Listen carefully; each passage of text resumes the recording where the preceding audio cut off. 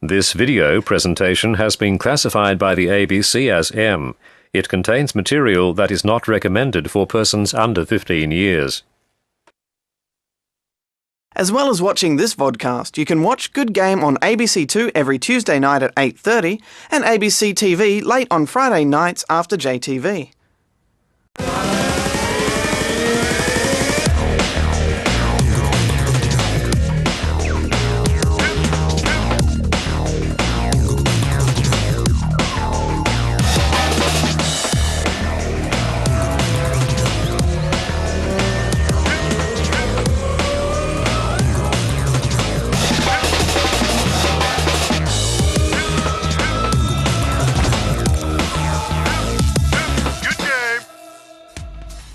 Hello and welcome to a very special extended episode of Good Game, the show for gamers by gamers. I'm Jungler. And I'm Barjo. It's our final show of the year, and we'll be handing out the most anticipated, The most sought after, and the most highly respected awards in gaming today. the Good Game Game of the Year Game Awards for 2007.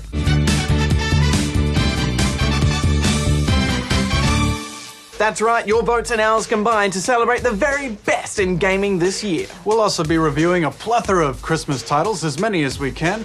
What should and should not be on your Santa list? And Lux takes a look at girls in gaming and what the industry is doing to attract them. More from Quarter Circle 8, and we'll be charting the evolution of the first-person shooter. Presents! Mass Effect!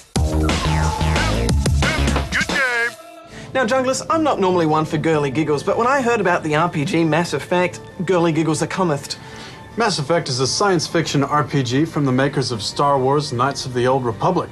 You play Shepard, a human spaceman who is the first Homo sapien to be accepted into the Spectres, an intergalactic alliance who are the protectors of peace in the universe. After getting his own spaceship and space buggy pimpmobile, Shepard sets off across the universe to explore all that it has to offer, recruiting some squad members along the way. There's a force trying to tear it apart, and it's up to Shepard to shotgun it in the face.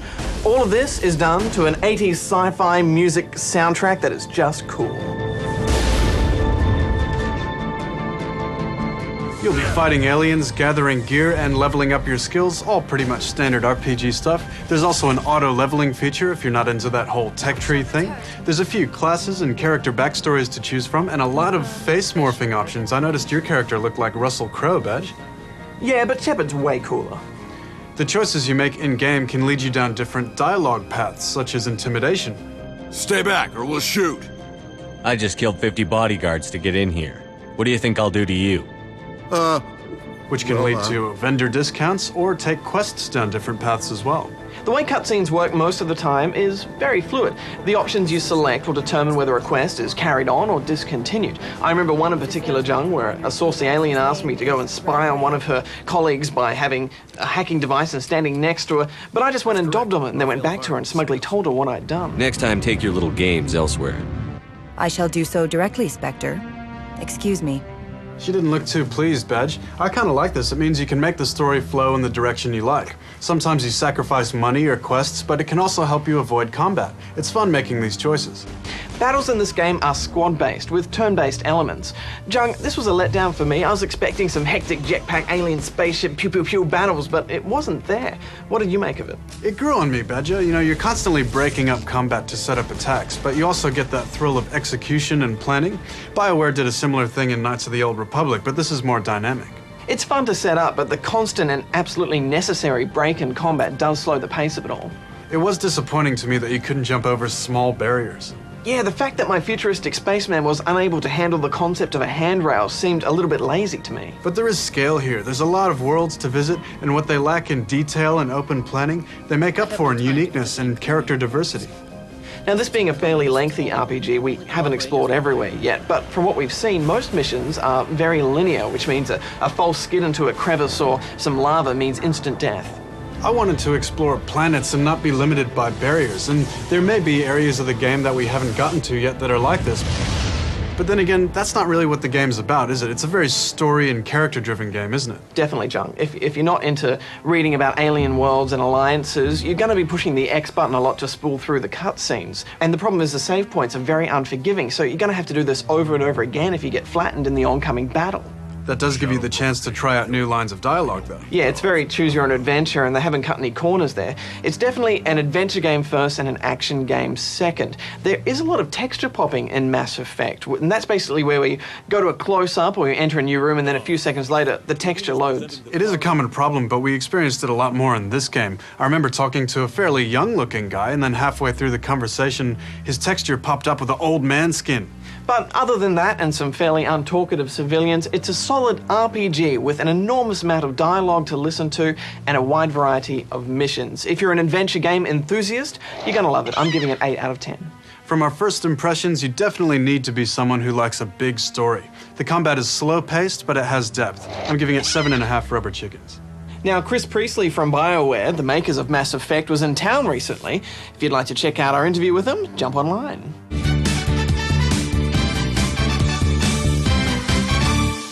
Now, Junk, time to hand out the first of the Good Game Game of the Year awards for 2007.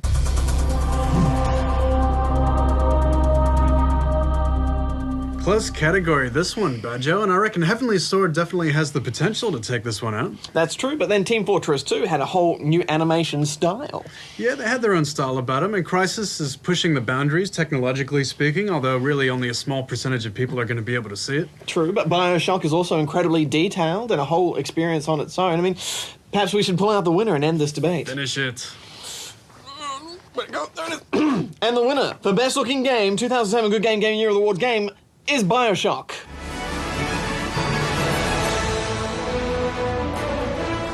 Bioshock was released in August on the 360 and PC.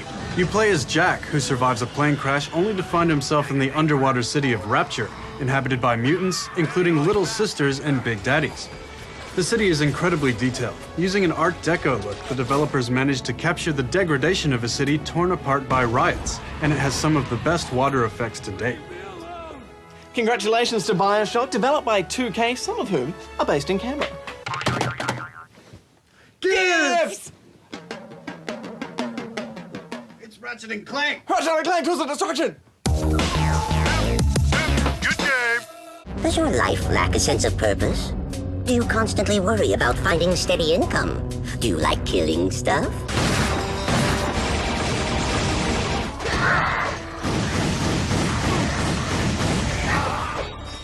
Ratchet and Clank upgrade their way to next gen in the latest installment, Tools of Destruction. Once again, the dynamic duo are thrown into the fray, where they'll be traversing large, colourful planets and large, colourful enemies. The evil Tachyon wants to learn the secret of the Lombax weapon, and, as you do, take over the universe. Leave no stone unturned, no rebel spared. Exterminate anyone who stands in your way. All for a tidy salary and competitive benefits package. Throughout the game, you occasionally get to use your robo-friend Clank, but most of the time, you'll be ratcheting your way through the universe, smashing anything that moves to smithereens. Aimed at the younger gamer, this is a platformer where you'll have to obtain, upgrade, and use different devices to solve puzzles. As usual with Ratchet and Clank games, there's a ton of button mashing, but the variety of weapons and gadgets almost makes up for it. But not quite, John. After a while, all the missions feel very rinse and repeat with a little bit of conditioner. The level design is at times detailed and kind of gives a hint of an open-level RPG. Some say it's the weapon that swallowed the entire Cragmite planet with a single shot. As you progress through missions, you can choose to do different side quests to upgrade your gear and armor, but we didn't really feel the need to do so. And there's so many crates, that upgrading your weapons just gets a bit dull, although we never got tired of the disco ball.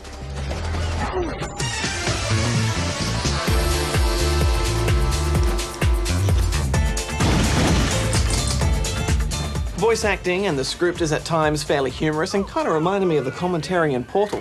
Facial expressions and non-rendered cutscenes look great as well. So you're a Lombax who's never seen another Lombax, doesn't know where they are or what their secret is. That's so... Ironic? I take it he's the smart one. The levels are huge, and there is some pretty interesting use of the Z-axis. When it's changing perspective, it's pretty cool. And speaking of axes, some 6-axis is used pretty well as well, like when you're gliding down onto land, shooting holes in walls, or controlling mini tornadoes.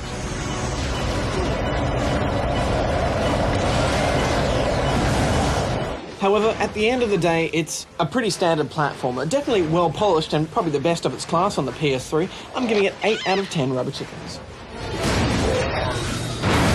I'm pleased. This is a solid game worthy of the Ratchet and Clank franchise. I think younger gamers will get a kick out of it. I'm giving it 7.5 rubber chickens.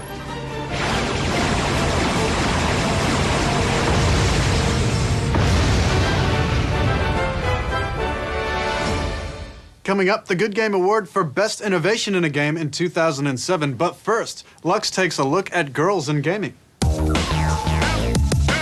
game. Some recent reports suggest that over a third of all video gamers are women, and of those that venture online, nearly half are female. And as for casual gamers, 2/3 of those are, yeah, you guessed it, women. But as a girl gamer, it doesn't feel that way. It still feels like a bit of a boys' club. So where are all these girls hiding?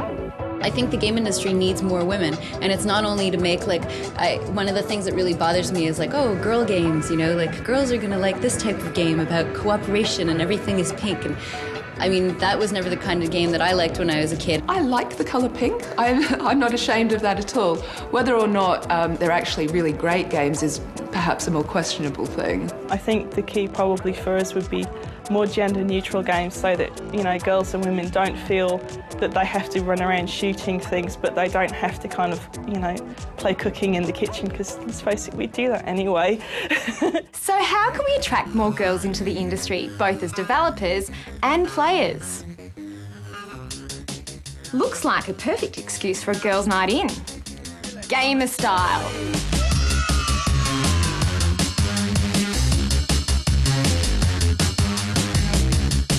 Meet Laura, Nicole, Dimmy and Titania.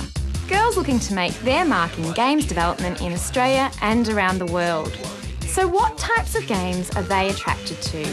Resident Evil is probably one of my favourites because it's really genuinely scary, and also because it's just got a really, really good control system. It's very different, I think, and it's not the type of game you can easily pick up, so I really like games that the effort that you put in to learn how to play pays off. And Half-Life would have to be my favourite series because it's so innovative. Like, I love first-person shooters, and it's not your typical first-person because it's just so immersive. Oh, I guess my favourite game would have to be WarioWare series. Just love the crazy mini games, you know, picking noses, like taking toilet paper off reels and stuff into mini games. It's the fact that I find that I didn't have much time between studying and working. Just love taking, you know, 5 minutes and then just get into like these little silly things. My favourite game would have to be Kingdom Hearts. I love RPGs, just taking on the role of the character and watching how they progress and get stronger. It's incorporated Disney characters with Final Fantasy characters, and we've all grown up with Disney films like The Lion King, Aladdin. Yes. Everyone loves it.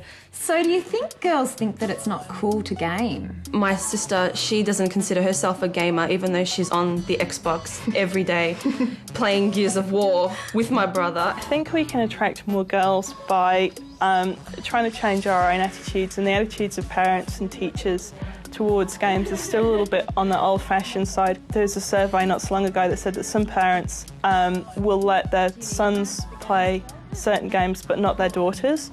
And there's, you know, so there's obviously some sort of discrepancy going on there. As well, I think the advertising of game industry jobs could be a little bit more gender neutral, very much targeted towards a male audience. And I think sometimes the job ads themselves sort of like reinforce that stereotype. The portrayal of women in games may explain why some girls are attracted to or otherwise turned away from playing video games. Women respond to strong leads. You can't just make a girl character who's all, you know, tits and ass and all that. You know, that's not appealing. We need a rounded character that has depth and meaning, as well as being a hot babe. I think that the portrayal of female characters certainly can be a little bit intimidating for some people, and I'd like to think that it doesn't put people off, but I would imagine that, you know, a few women do get a little bit intimidated by it. When we developed Noriko, we came up with a number of key words, and they were things like powerful, and actually we used other words like vulnerable, and we actually said she's sexy but not aware of it. Different publishers had different takes on the idea of a female lead. We haven't had a really iconic female lead since Lara. And, you know, in a way it was a big risk to try and achieve that. But on the other hand, it's about time we had a new girl. You can still have someone sexually appealing, because I don't think girls should be ashamed of that. Yeah. Obviously.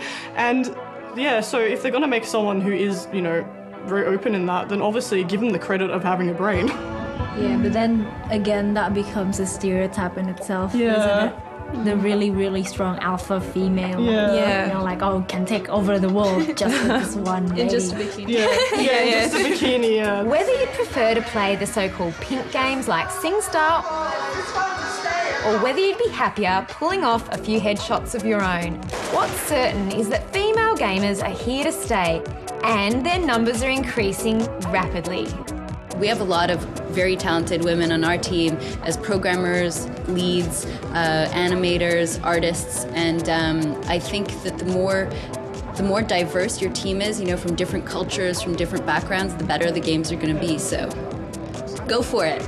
As more women see games development as an exciting career opportunity, the future certainly looks rosy. Or should I say pink? As usual, we're keen to hear your thoughts. Why is it that guys play games more than girls? And what should the industry be doing to attract more women? Do you think there's a difference between so-called girls and boys games? Leave us your thoughts on the forums. But coming up next, Best Innovation of a Game in 2007.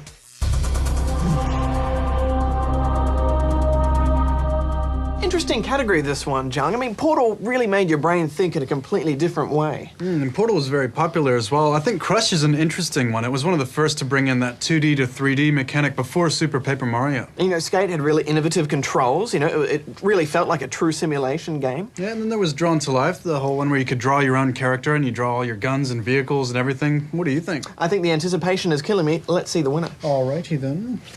And the winner is The Legend of Zelda: The Phantom Hourglass.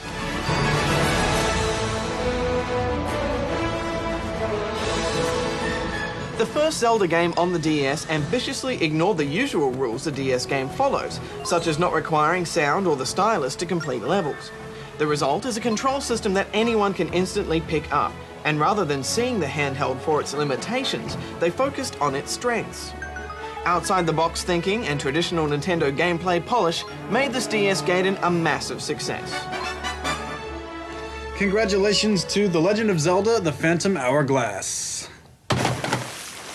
Fireplace fun! Syphon filter Logan Shadow! Good game! Syphon Filter Logan Shadow is the latest in the series and the second to hit the PlayStation Portable.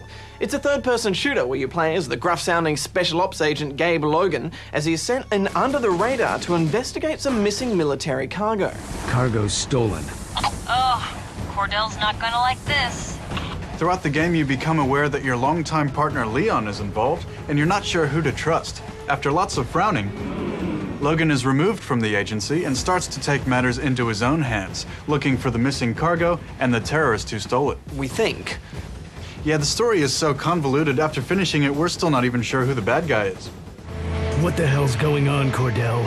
Where are you taking her? Don't worry about Powers. You should be worrying about Lian Xing. Did you find her? No, but she's in hiding. With her husband. So the Chinese haven't gotten Shen back yet? You son of a... You made me your bird dog. It's about all you're good for. Look over there, Logan. Batar. Shen's prototype. You're damn right, Batar. And guess who's helping him? Your friend gets around, doesn't she?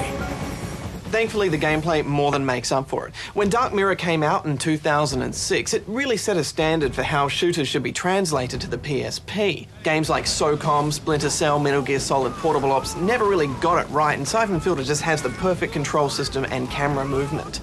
They've stuck with the rule, if it ain't broke, just make it better. The cover system is spot on as well, and you can even blind fire over the top of cover, just like Gears of War, or you can jump over and start a grapple if you want to. There's quick time events peppered throughout the whole game, and some of the death animations are pretty cool, except for one.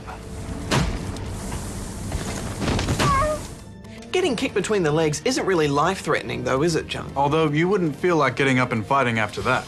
Good point.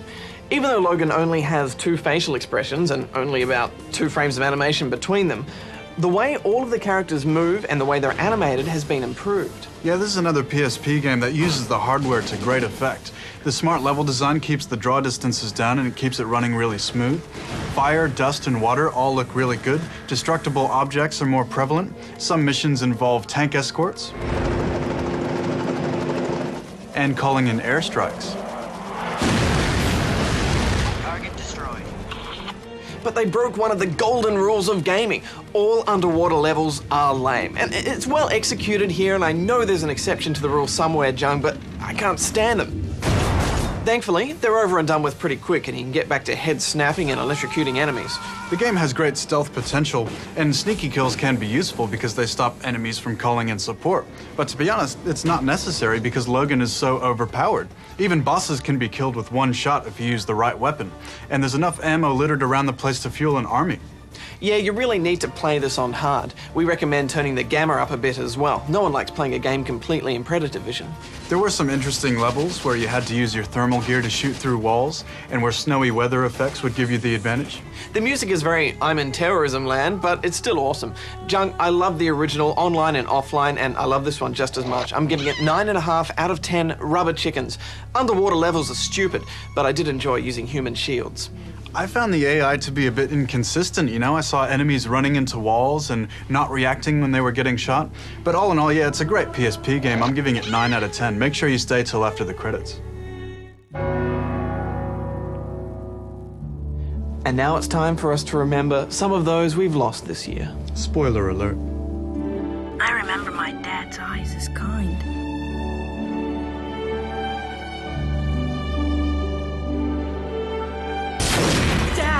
Gordon, help! I love you, Dad! No! Oh my God, no!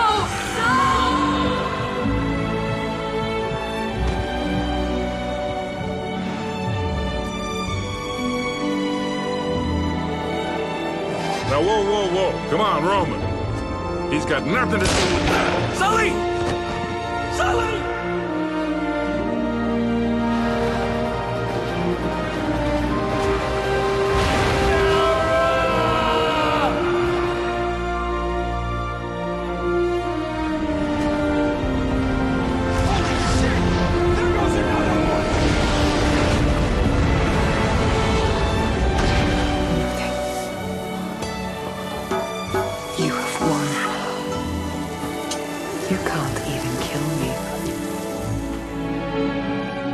You did it.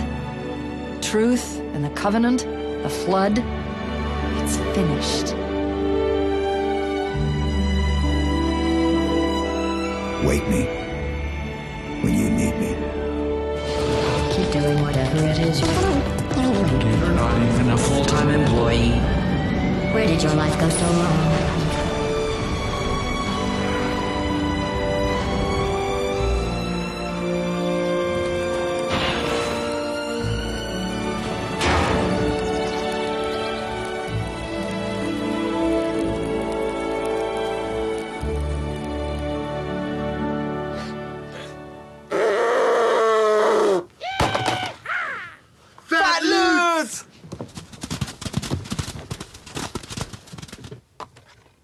Mario and Sonic at the Olympic Games!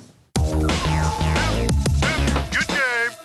What do you get if you mix the greatest sporting event on the planet with the most iconic gaming characters of all time?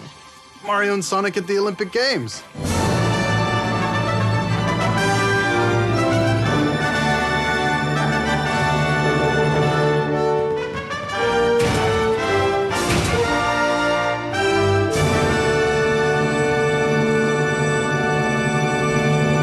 I don't know, Jung, I opened this one with a sense of foreboding. I mean, Mario and Sonic are never really meant to meet. You know, and Sonic's the fastest game character alive. I mean, is that really going to be a competition? Against an overweight plumber, not much of a contest, I'd say, but I guess the allure of putting them both in the same game was too much for some developers. This is a party game, up to 4 players, much like Wii Sports, except all the games are Olympic events. You can play as Mario or Sonic or one of their many sidekicks. You can play individual events or a series of multiple events, a circuit. And don't they look great? Graphically, this game really delivers. It's bright, it's colourful, and there's something to be said for bouncing Sonic high on a trampoline. A few games were a lot of fun. We especially liked the trampolining and the fencing. Some were just bad, like the table tennis, for example. The timing is just a little off. It's not quite right, and I think new players will find it quite frustrating. Speaking of frustrating, the loading and the cutscenes. It's tolerable mano a mano, but when you get into turn-based events, it's just painful. Playing as a family of 4, you're going to want something else to do while you wait for your turn. Final thoughts, John? Yeah, I thought it was okay, you know, and some of the mini-games are pretty fun, but it's mainly because I really do like these iconic characters. But as a party game, there are better ones, and Raven Rabbids 2 is coming out around the same time, so I'd be pretty hard-pressed to choose this one. I'm giving it 7 out of 10 athletic chickens.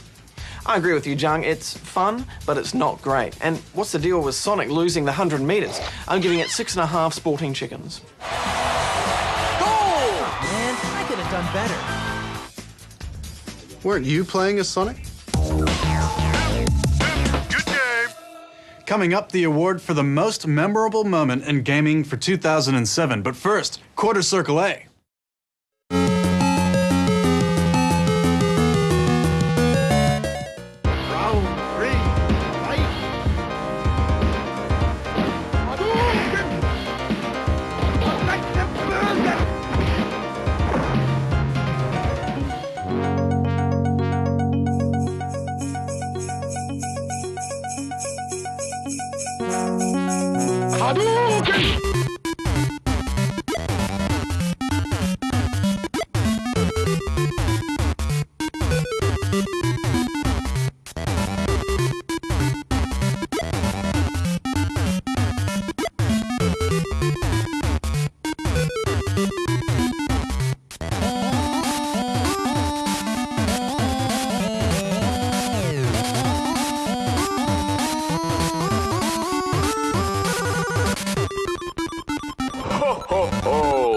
Who's next to sit on my merry lap? Ho ho ho, Master Chief. For you, I have an anti-teabagging helmet for when those naughty little Spartans get too close for comfort. It's fitted with a faceplate landmine. Ah, look who's next. It's Mario. What do I have in my sack for you? Why, it's a Princess GPS system. You'll never have the wrong castle again. Ha ha. Oh, why, look, it's Mr. Freeman. I have just the thing for you, my boy. An electronic voice synthesizer. Oh, thank God. Finally, I can get everyone to stop calling me Gordon.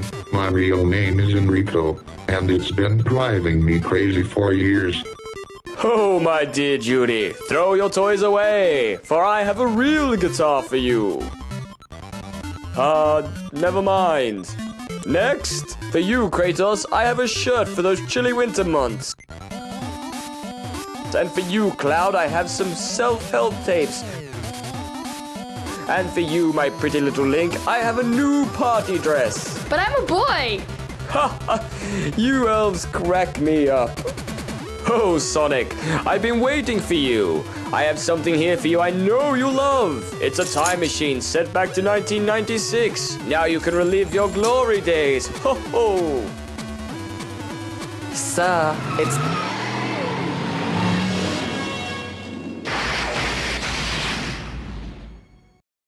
It's 2:30. It's time for the naughty list line. Who wants some?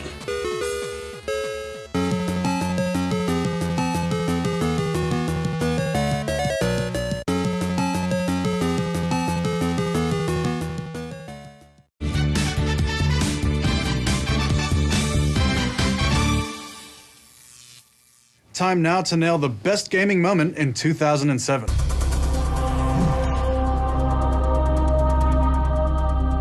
Now Now, when we were thinking about this award, we tried to put ourselves 20 years in the future to when all these games are going to be considered retro, and think about that one moment that we would not forget. COD 4 stuck in my mind for the sniper mission. It was really intense going through the grass. It was crazy. Absolutely. Also, the last song in Elite Beat Agents, the Jumpin' Jack Flash, that was great. God of War 2, when you're slamming that demigod's head in the door. I was a big fan of the last boss fight in Heavenly Sword as well. Well, should we find out what the winner is, Douglas? Let's do it.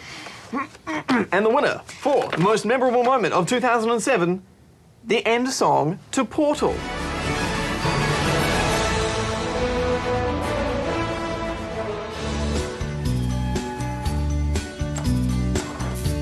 I'm not even angry.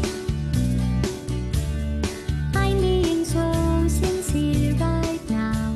The song Still Alive was written by Jonathan Colton and sung by Ellen McLean, who also voiced GLaDOS, the Big Brother-like computer that controls Aperture Science, the science facility you're trying to escape from. And threw every piece into a fire. As they burned, it hurt because I was so happy for you. Now these points of data make a beautiful line, and we're out of data, we're releasing on time. So I'm glad I got burned. Think of all the things we learned for the people who are still alive. Amazing that we've picked a bit of a game where you really had nothing to do except watch the credits roll as the most memorable moment of the year. Goodies!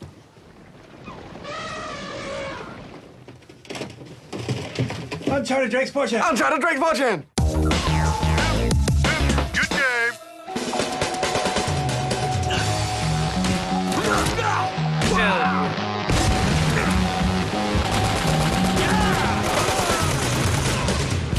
It seems we can't get enough of climbing over things action-adventure games, and the latest on the pile is Uncharted Drake's Fortune, made exclusively for the PS3.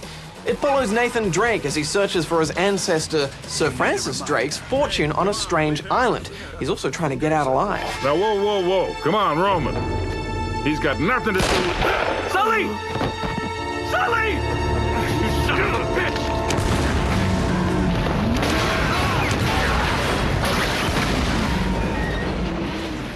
The first thing you notice in this game is that the voice acting, animations, and facial expressions are all spot on. You can tell exactly what the other characters are thinking by the look on their face. Subtle looks of lust from your female companion when things get up close and personal, and some humorous dialogue make for an involving and unpredictable story. Don't worry about it. We can argue about it later. It'll be great. Wait. Jung, they really did find the perfect mix of humor and hardcore with the cutscenes. The in-game commentary is fantastic as well. Often I'd be looking at a castle and think, oh, I don't want to climb that, and then Drake would say the same thing a few seconds later. You have to be kidding. I liked how stressed he was about nearby grenades. Oh, don't! Come on now! But what did you make of the gameplay, Badge?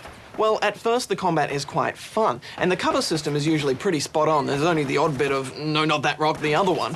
But after a while, you're able to predict where the combat is going to happen because there's convenient mounds of cover, and it was disillusioning for me, Junglist. Yeah, that came on a bit quick for me too, Badge. I mean, when you're trying to make a duck and cover shooter where you're being attacked from all directions, it is a bit challenging. So it was a good thing they allowed you to change your shoulder view, and you could take cover from behind anything. But all the enemies have the same duck and weave animation throughout the game, and it gets a bit repetitive. You find yourself rushing in there to go on the punch, but that just gets you killed. You're finished! But at least the enemies do duck and weave. Fair point. I also found that when enemies are further away from you, they take a lot more bullets to kill. Now that does kind of make sense, but the distance we're talking about here is just a couple meters, so no amount of air resistance is going to take AK power down that much. All the enemies take too many bullets to kill, and of course you can go up and melee them in the face. There's combos here, but I found them a little bit hard to actually get and not really rewarding enough to do so, so you just mash square until they fall over.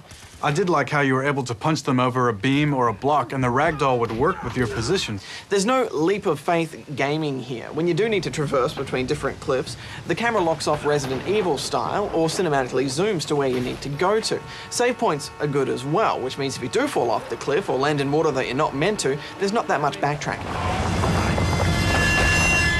It has been a year of characters that can't swim, hasn't it, Bash? It certainly has, Junglist. Unreal Tournament 3, Assassin's Creed, Naruto. I mean, it's funny that these characters are able to master the skill of assassination, ninja, and futuristic weaponry, but they can't wade. Speaking of common gaming elements, you know which one I'm tired of?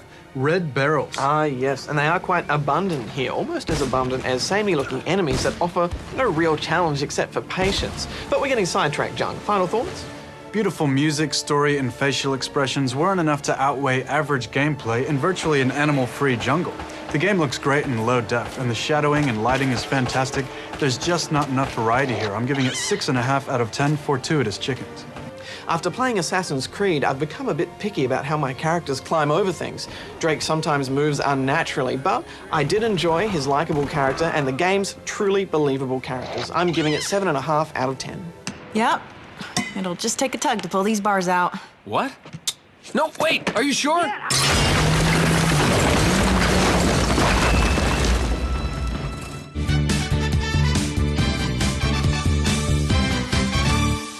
And now time to award the game that made us sit up and listen. What?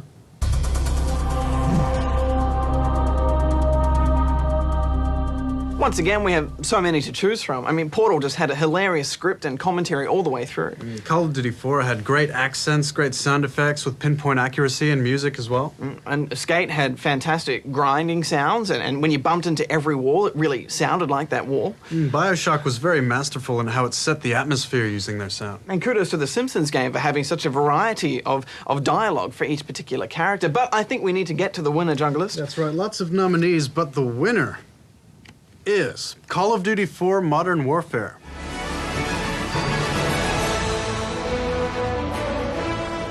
Call of Duty 4 has pinpoint accuracy and sound effects, which is especially good for detecting positioning in multiplayer games. The original score was written by Stephen Barton, with the main theme produced by award-winning composer Harry Gregson Williams, who also wrote the music for such films as Armageddon and Enemy of the State.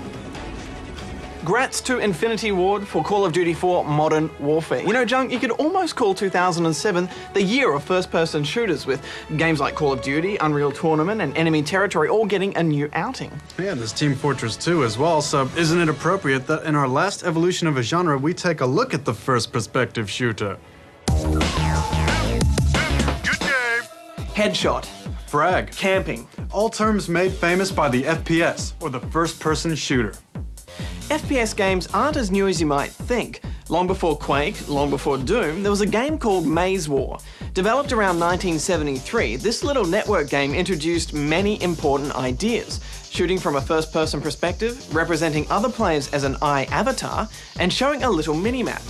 Another pioneer was Spacem, which was made in 1974, and although it was a 3D space shooter, it had multiplayer for 32 people. 32 people in 1974!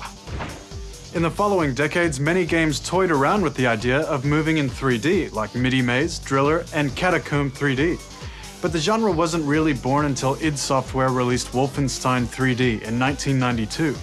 The game saw you stuck in a Nazi castle, and you had to pick up various guns and ammo to fight your way out. Health was shown as a percentage, and each episode had a boss, including a mechanized Hitler.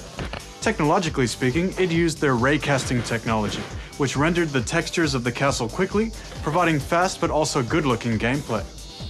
Wolf 3D was hugely popular, and it was the beginning of the FPS genre we know today. But it was id's next game that cemented the first-person shooter in the minds of the public. Doom was released as shareware in 1993, and it took the world by storm. Although it wasn't truly 3D, the game looked fantastic, with complex levels of corridors, platforms, and elevators. Rather than Nazis, this time you were fighting hordes of demons, and you could do so by using shotguns, a chainsaw, or the quintessential BFG 9000. And the best part was, once you were sick of shooting demons, you could give your mates in 4-player deathmatch. The other significant part of Doom was its modability. Not only could you create your own levels, but you could do total conversions on the game, with some including Batman Doom, Star Wars Doom, and the delightful Happy Doom. 1996 saw the first big rivalry in FPS games. Duke Nukem 3D was released by 3D Realms, and using the build engine, it had a large variety of outdoor settings. Destructible environments, a sharp sense of humor, Don't have time to play with myself. and wacky weapons like the shrink gun made Duke 3D an instant success. Not to be outdone, id Software built upon the success of Doom and Doom 2 and released Quake. Featuring true 3D environments, Quake also immortalized the rocket launcher's place in gaming history, as loads of people rocket jumped and bunny hopped their way around the diverse and well-designed maps. Whilst Doom made multiplayer a neat little option, Quake made competitive multiplayer a serious prospect, with 16-player deathmatch and the later additions of Capture the Flag and Team Fortress. In 1997, GoldenEye 007 was released on the Nintendo 64. It was a groundbreaking title for console FPS games, which had, until now, been mainly dodgy ports of PC titles. The single-player campaign followed the events of the movie, and was a lot of fun to play, with varied mission objectives, but the 4-player split-screen multiplayer was equally as fun. You could choose to play as characters like Bond, Oddjob, or Jaws, and fight with weapons like sniper rifles, proximity mines, and if all else fails, sniping people. The next 2 years saw the release of some major FPS titles. In 1998, Half-Life was released, and this story-driven shooter forever immortalized its mute spectacle-wearing hero, crowbars, and of course, everyone's favorite little head crab. 1999 was another rivalry year, with Unreal Tournament and Quake 3 both focusing exclusively on fast, frenetic multiplayer. UT in particular was noted for its good AI and over-the-top announcers, popularizing the FPS mantra. But as good as these games were, they were both overshadowed by a simple mod. Not even a standalone game when it was first released, which became the most popular FPS game of all time, Counter-Strike. Okay, let's go. The game was simple, counter-terrorists versus terrorists facing off in a number of rounds. The beauty came in the realism. A few aimed headshots and you'd be toast. And there's no respawning until the next round. On top of punishing you that way, the game rewarded players with extra cash for kills and winning the round. And every gamer learned what it was like to be on the wrong end of an op. After CS, there were a few other notable titles. Halo Combat Evolved came out in 2001 and once again redefined how console FPS games should work. Return to Castle Wolfenstein came out in the same year and popularized the idea of unique infantry classes. And Battlefield 1942, which came out in 2002, and let players drive and fly around in easy-to-use vehicles. Nowadays, FPS games are churned out with consistent regularity on all platforms. These games are some of the most popular around, and you'll see them in almost any major esports competition, not to mention being at the forefront of game engine development too. Unfortunately, the FPS has often been at the center of controversy, since most FPS games involve some sort of violence, and because you can act as the perpetrator, some people have been quick to lay the blame on the genre for violent behavior. Irrespective of whether you agree or disagree, you can be certain that the FPS is one of the most culturally important and most influential genres in the gaming world. Well, over 30 years of shooters packed into just a few minutes. Did you see a blast from your past? What's the first FPS you ever played? What do you think the genre needs next? You know what to do. Leave us your thoughts. Festive parcels! Go, get 'em! Good game!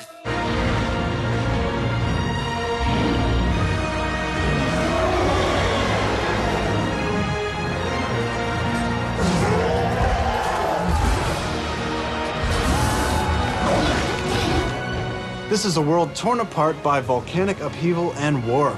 Two opposing societies have risen up, the devout, technology-hating Oscillians and the science-based Makai. You play as Ron, an Oscillian who's also a member of the Sky Guard, dragon riders tasked with protecting your kingdom.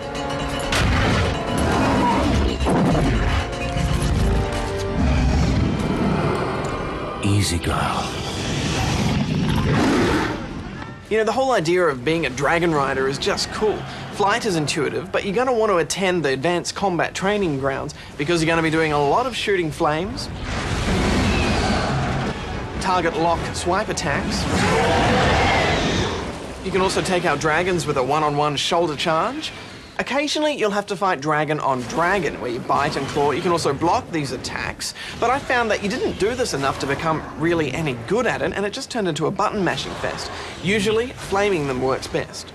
The Oscillians became a beacon of culture and learning, casting light upon a world overrun by shadow. Graphically and musically, you can see how The Lord of the Rings has had a big impact on Lair. Yeah, even the mission selection menu looks like you're flying over a map of Middle-earth. The storyline to Lair is original enough, and it's one of the game's strong points. And you can see how the developers put a lot of effort into creating the mood of the game, although they did take it a bit far. I know some missions where you are about to pounce on a dragon, and it would cut to an unnecessary cutscene, and when you come out of it, the dragon's gone and you don't know where to go. Yeah, that was frustrating, and finding your objective sometimes can be a bit tricky as well. In one of the early missions, you have to take out these catapults which are attacking grain barges, and they're really difficult to see, even with the directional arrows and the fact that your enemies glow red. One thing I loved about Lair was the massive creatures. You've got several different species of dragons. Ice dragons incoming! Troop-trampling tauros and rhinos. Giant gas-filled mantas, which are used for transporting bombs. And there was an epic battle with a sea snake well on into it that was bent on destroying your remaining mantas. This game is meant to be played in high def. It looks great, but when you drop it down to standard definition, everything gets jerky, especially in the cutscenes. Yeah, and that wasn't the only graphical issue either. Sometimes when there was a lot of action on screen, the PS3 had trouble keeping up, and sometimes the frame rate got so bad it was nearly unplayable.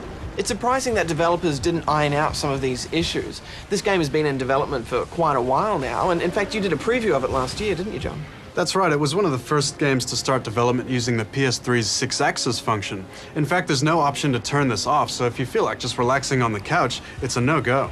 This was a big letdown for me, Jung. I don't want to have to sit there like this when I'm playing my games. You want to have the option to sit back and relax.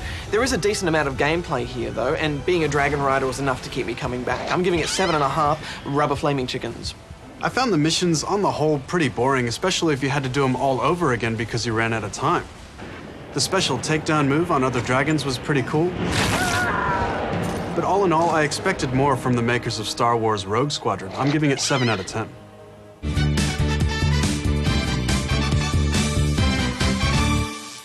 Time to hand out the gong for the Big Claim Lame Game Award. This one goes to the game whose pre-release hype promised so much but failed to deliver.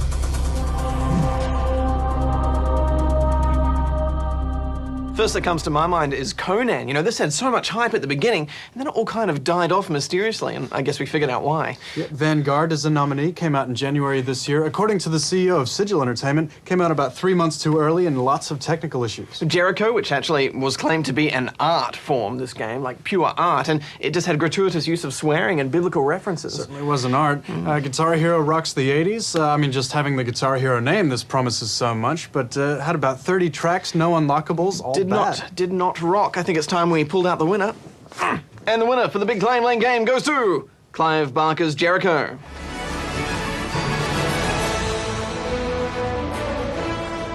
After Clive Barker engaged in a blog battle with film critic Roger Ebert on the subject of games as an art form, this was Barker's opportunity to give his argument an example.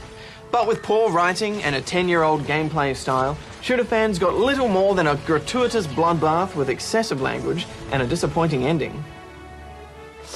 Ouch. I'll go get it.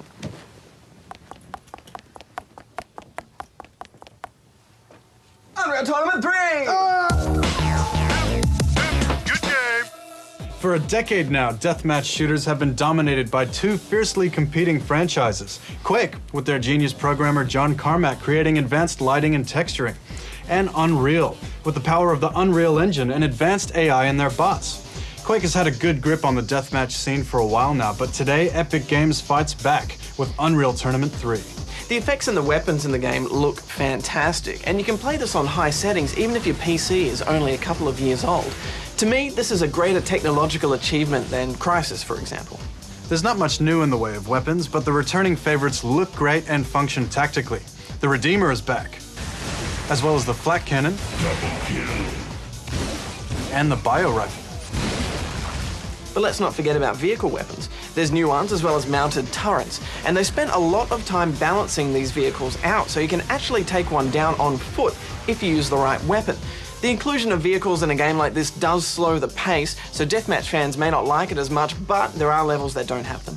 The standard game modes are all there, plus a new one called Warfare, where you need to control certain points in the midfield before you can attack the enemy base. We have to destroy it first, then rebuild it under our own control. There's also a campaign mode, which is basically some multiplayer matches with bots linked together with a story and some really good-looking cutscenes. They start you off with some tutorial matches and slowly move you into more advanced game techniques. And I found it a really good way to get to know the maps before I ventured online. Jung, the previous Unreal engines are used in games that we're still playing right now. Do you foresee the same thing for the Unreal Tournament 3? Absolutely, man. We're going to see this engine in so many games, and it's highly probable the engine is going to be more successful than the game. For once, I actually enjoyed playing against bots. You're going to want to take this online, though. Obviously, that's where the game is going to shine. And it's good they included a co-op mode for the campaign as well, especially as your teammates don't often pull their weight. Yeah, no, sometimes it feels like you're a bit of a one-man team. The music will start up and fade away according to the action, although the quality of the music wasn't the best. There are a few important bugs that need to be fixed as well, but luckily these are server-side, so we don't have to worry about them. Final thoughts? This type of game can get old fast for the casual gamer. It's for the hardcore deathmatch fans. But I think the timing is right, Jung. You know, it's been a long time in between drinks, and this has potential.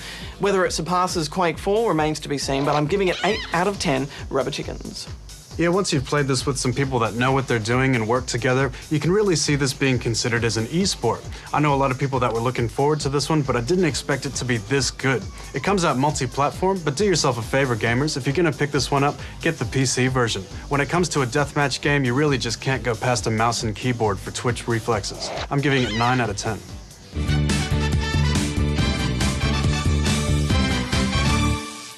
It's time, gamers, to name the Good Game Game of the Year game for 2007.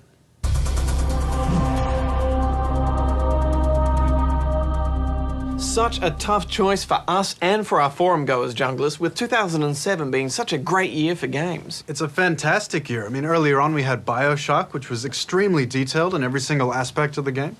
Call of Duty 4, if short the single player, the multiplayer is going to keep it going for a long time. That one was pretty popular with the forum goers, as was Portal. God of War 2, which really showed that the PS2 is far from dead.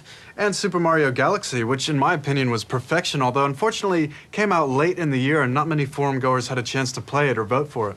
Time to put us out of our misery, Junglist. All right, hand shaking. The winner of the Good Game Game of the Year award is Portal.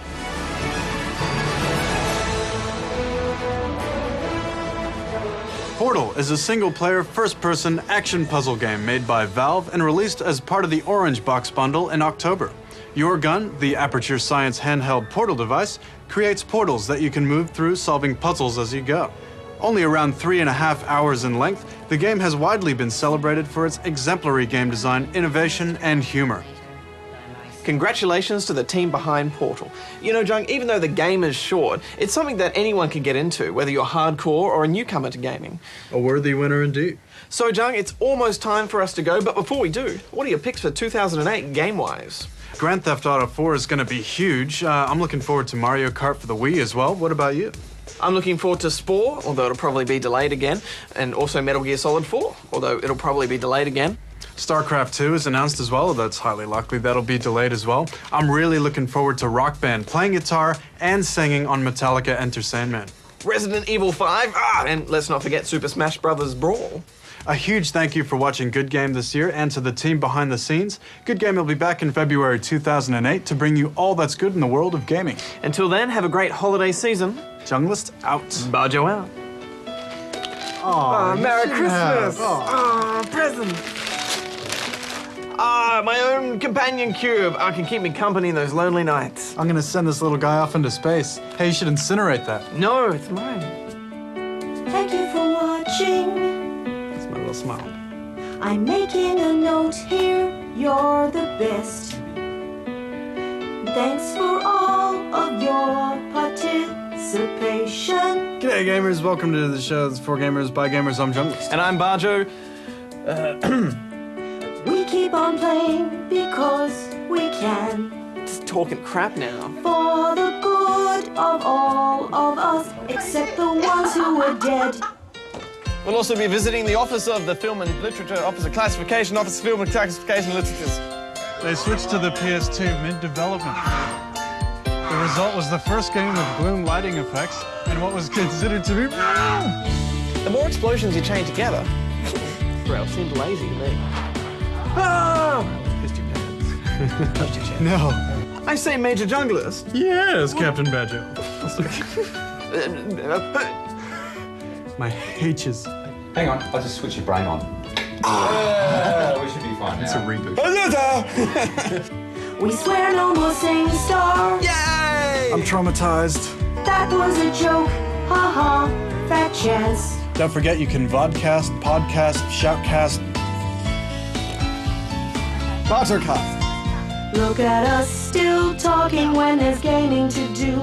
Log online now, please, so everyone can join too. With clan wars to run, lots of research to be done on the servers that are still alive. And believe me, Barbie gets a five. That I is leaving, it's really a lie.